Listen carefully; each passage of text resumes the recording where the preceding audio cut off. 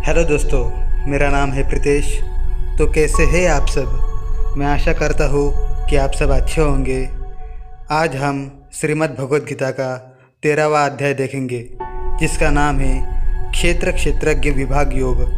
तो चलिए शुरू करते हैं। श्री भगवान बोले, हे अर्जुन, यह शरीर क्षेत्र इस नाम से कहा जाता है और इसको जो जानता है उसको क्षेत्रज्ञ इस नाम से उनके तत्वों को जानने वाले ज्ञानीजन कहते हैं। हे अर्जुन, तू सब क्षेत्रों में क्षेत्रज्ञ अर्थात जीवात्मा मुझे ही जान, और क्षेत्र क्षेत्रज्ञों को अर्थात विकार सहित प्रकृति का और पुरुष का जो तत्व से जानना है वह ज्ञान है, ऐसा मेरा मत है।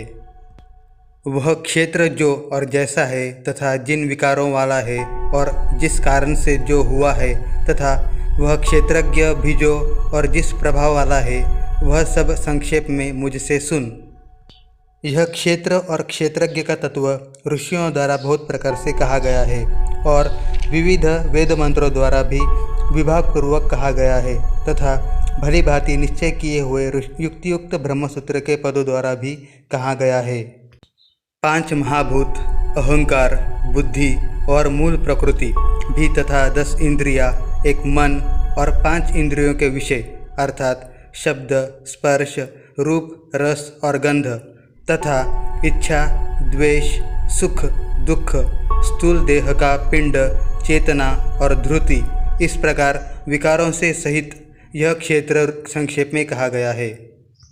श्रेष्ठता के अभिमान का अभाव, दंभाचरण का अभाव, किसी भी प्राणी को किसी प्रकार भी न सताना, क्षमा भाव, मन वाणी आदि की सरलता, श्रद्धा भक्ति सहित गुरु की सेवा, बाहर भीतर की शुद्धि, अंतःकरण की स्थिरता और मन इंद्रियों सहित शरीर का निग्रह, इस लोक और परलोक के संपूर्ण भोगों में आसक्ति का अभाव और अहंकार का भी अभाव, जन्म, मृत्यु, जरा और रोग आदि में दुख और दोषों को बार बार विचार करना, पुत्र, स्त्री, घर और धन आदि में आसक्ति का अभाव, ममता का न होना, तथा प्रिय और अप्रिय की प्राप्ति में सदा ही चित्त का सम रहना, मुझ परमेश्वर में अनन्य योग के द्वारा अव्यभिचारिणी भक्ति, तथा एकांत और शुद्ध देश में रहने का स्वभाव और विषयासक्त मनुष्यों के समुदाय में प्रेम का न होना, अध्यात्म ज्ञान में नित्य स्थिति और तत्वज्ञान के अर्थरूप परमात्मा को ही देखना,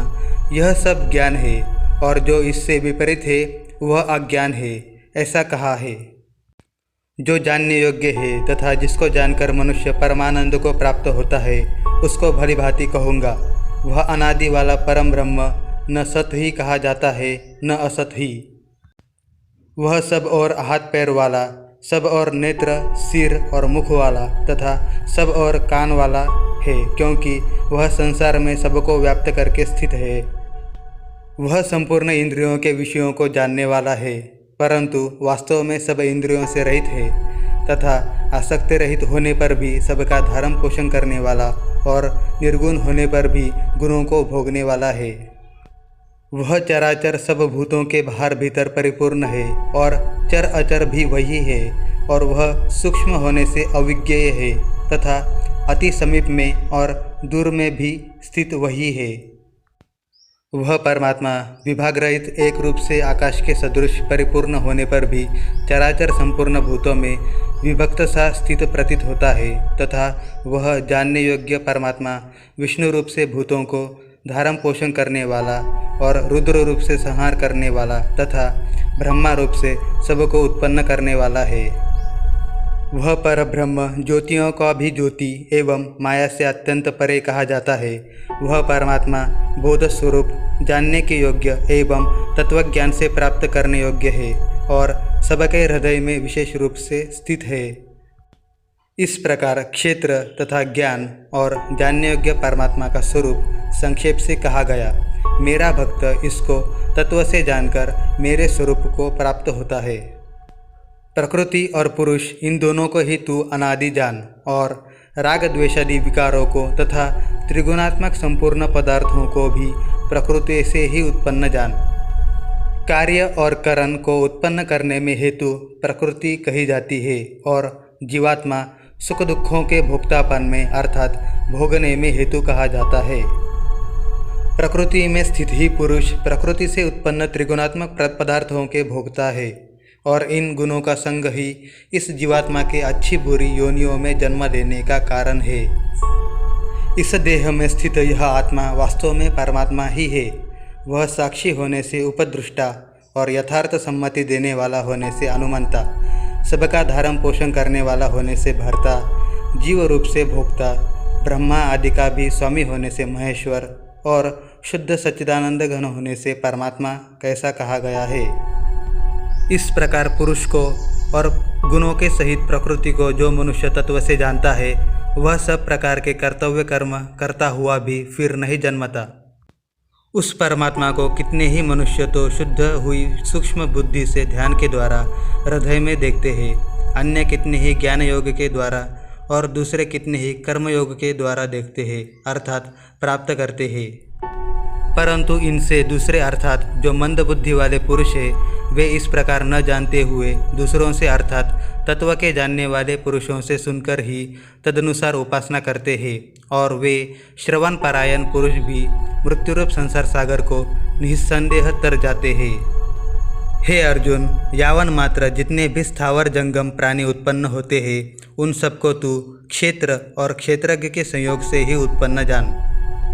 जो पुरुष नष्ट होते हुए सब चराचर भूतों में परमेश्वर को नाशरहित और समभाव से स्थित देखता है, वही यथार्थ देखता है।